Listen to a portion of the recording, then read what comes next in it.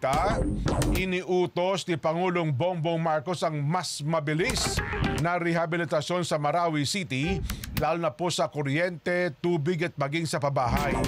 Ibinigay ng Pangulo ang kautusan kay Marawi Rehabilitation Secretary Nazer Pangandaman Sr. sa isa pong sectoral meeting.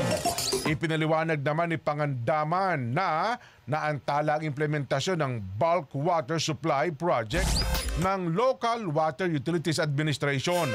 Nangako po ang luwa na kukumpletuhin ang proyekto bago matapos ang taon.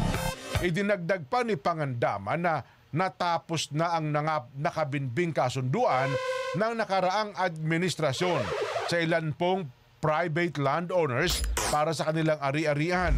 Dahil dito, iniutos ng Pangulo kay Pangandaman na humingi ng contract extension sa mga private landowners para ma-accommodate ang mga biktima.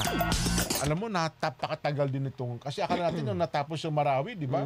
Nagkaroon po ng mabilis dapat na Marawi rehabilitation. Hanggang ngayon pala, halos hindi umuusad na. So, tagal na. Hanggang ngayon ata, nagpa-panel pa rin sila eh. Hindi doon kasi basta-basta masimulan ng baka may nakatanim ng mga bomba. Paneling pa rin hanggang ngayon. Grabe naman,